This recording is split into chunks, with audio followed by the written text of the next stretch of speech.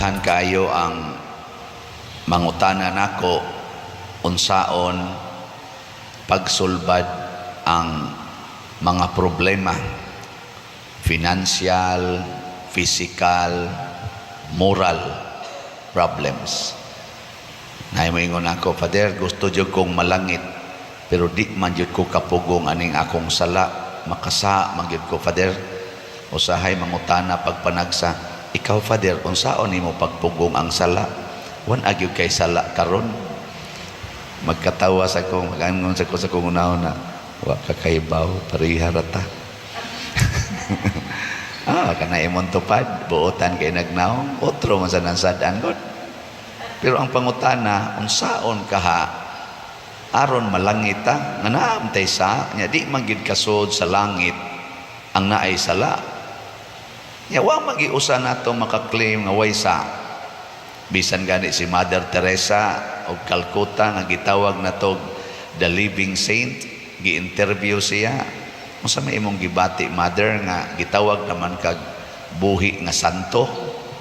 Ingon din siya, wa gyud ko mutuo ana.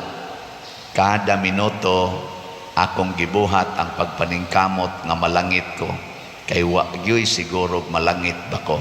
Karon santa naman siya. Nakaron nindot kaayo ang atong Ginoo. Matod pa diri sa unang pagbasa kaning ni Propeta Daniel, ingin siya, daghan kay migsa sa imong atubangan, Lord. Gisupak namo ang imong mga sugo. Angayan na gid unta ming mauwaw nga magsigi pagpangayo nimo. Kay purti namong sa nya iya den giila, pero maluluyon kakaayo. No, nindot no? Awa mo nindotin. Maluluyon kakaayo. Og dinhi dapita ang atong gitawag og paglaom nga pwede ra gid ay nga wa tay sala atubangan sa Ginoo basta maka-avail lang ta sa iyang kaluoy, kanang gitawag nato divine mercy. Nga matod pa the ocean of mercy of God, nga ang ato kunong sala ikumparar sa kaluoy sa Ginoo. Matod pa ni isa tong santahan Faustina ba to? Mura ra kuno og to sa tubig diha sa ocean. Makatandog ba ang to sa tubig sa ocean? Wa gyud, lamyon ra ginas ocean. Di gina makadisturbo. Ang tsunami hinoon makadisturbo ginagmay. Pero ang ato kunong sala mura ra nagto sa tubig. Lamyon ra na as mercy sa Ginoo. Pero ang problema, ang pangutana, unsaon pag-avail kining gitawag natog divine mercy, ang pagkamaluluyon sa Ginoo. Nitubag ang atong salmo, Ginoo, ayaw kami tagda sumala sa angay sa among mga sala. Muna first, nga moangkon ta nga kita sadaan, nya mohangyo ta, Lord, ayaw taon migtagda sumala sa among sala. Ako daghan man jud kay kog sa porting sa sus magkontis lang ta murag mas daghan tingaling ako sa inyo.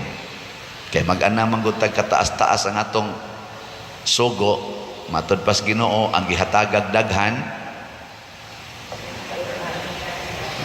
Unsay sumpay ta na? Paninglan sa daghan ang gitagaag jutay, paninglan na sa jutay. So kanang sakristan, nganing sakristan, ang gihatag na tigtunol raman nga rispare. Ngoro sa nay paninglon.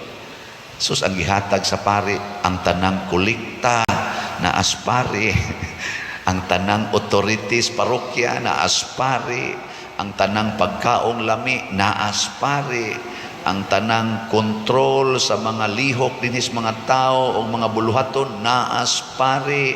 Grabe kayong gahong pare nya ang tanan pag yung sakramento naas pare.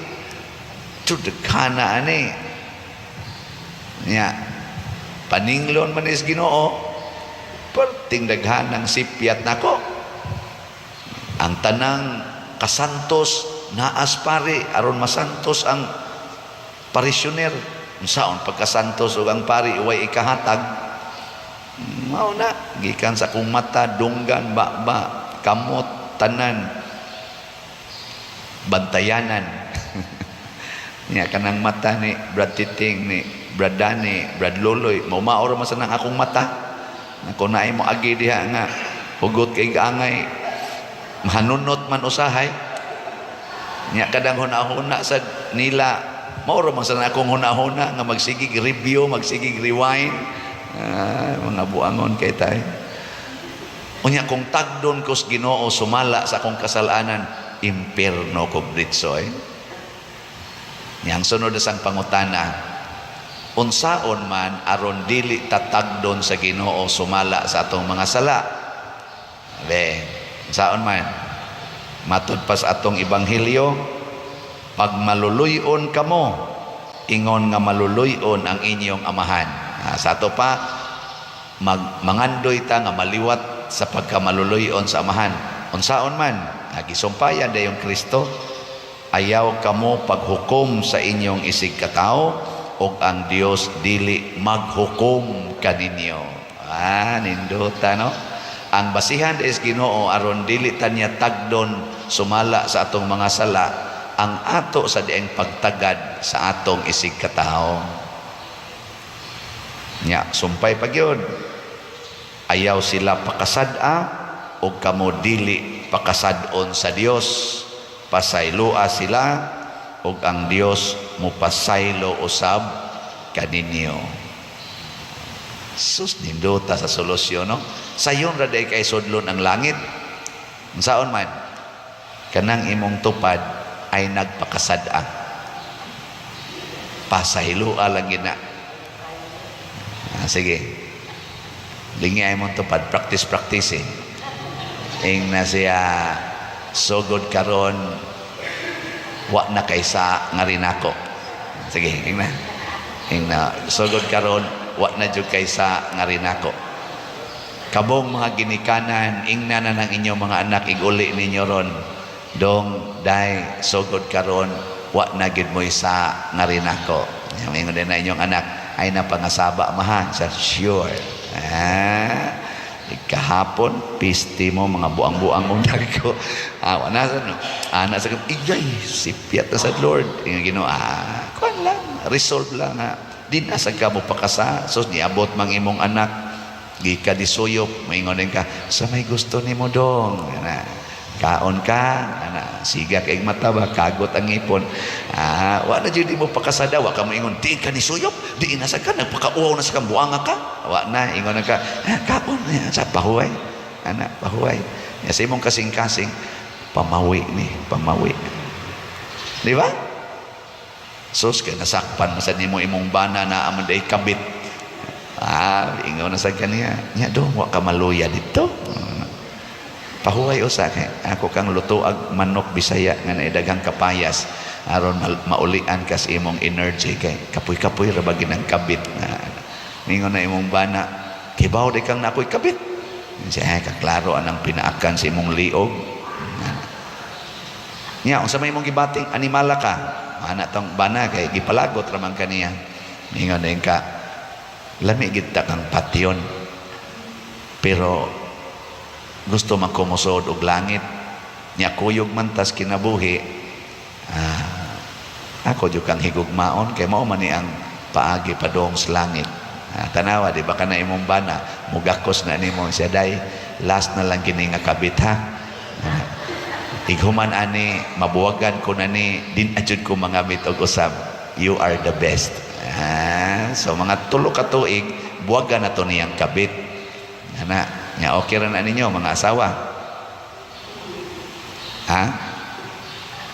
tanawang mga yawan di mo tao sige pakasad gina haron pakasadon sa kas Ginoo ayaw nagpasaylo kay di jud ta pasayloon mo na amping nya unsay sunod ingon dayong Ginoo panghatag mo kay kamo usab hatagan related ra gining duha panghatag mong pasaylo tagaan sa mong pasaylo sobra pa kuno sa atong gikinahanglan sobra pa mag-awas-awas kuno kutob sa atong mahakgom.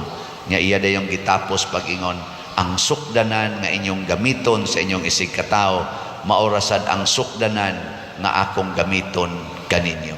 So kinsay maghukom aron ta malangit, kita. Kinsay maghukom aron ta maimpierno, kita ragyapon.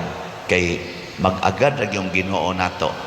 Muna sa atong pag-ampo karon, ang atong iampo, dili ta moingon, Ginoo, mausab unta ning akong bana, mausab unta ning akong anak, mausab unta ning akong silingan, mausab unta ning akong kauban sa organisasyon nga purting mo isa-isas kamot nga praise the Lord pero purti kalibakira. Mausab unta ning daghang ikagingon, mausab unta ni ayaw na. Unsa may imong iampo, Ginoo, makapasaylo unta ko ani akong bana, makapasaylo gid unta ko aning akong anak, mahigugma unta ko aning gasigig libak nako, ana, dili unta ko kapuyan sa pagsigig hilak ining akong anak nga purti gyud kaadik sa drogas, purti kaadik sa computer, dili unta ko muundang sa pagtahod nining akong ginikanan nga magsigig bunog nako, magsigi og maltreat nako, kining akong bana nga magsigig kulata nako, jutay na lang kay ngipon na hibili nako kay nangalubo na, dili unta mahutdan ang akong paghigugma niya, bahala nagmahurot na ning akong ngipon.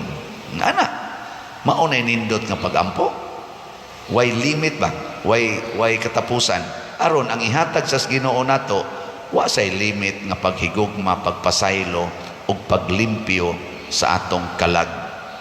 Ang Ginoo ray makalimpyo nato, pero mag-agad siya kung gusto bata nga molimpyo usab sa kalag sa atong isig katao. Maunay challenge, lingi ang imong tupad, tapusan. Ingna siya, so good karon, maglimpyo na ta ha. Okay, na manglimpyo na ta. So good karon. Ana, nindot kay na. Sige, manindog na ta mga limpyo. Jesus Christ, the Son of God, was born for you and me. He came to bring the good news, from sin to set us free. The blind, the deaf, the lame, the poor, his power meant to see. He gave his life upon the cross, eternal life the key.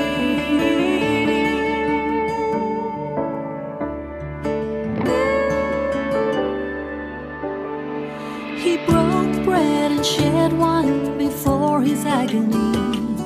We share the body and the blood in his memory. To make his message known is our responsibility. So here we are to pledge our lives to the Lord of eternity. I am Catholic, I am alive, I am the gospel, I am the light. I am Catholic, I am alive, I am the leaven, the salt and light. I am Catholic, I am alive.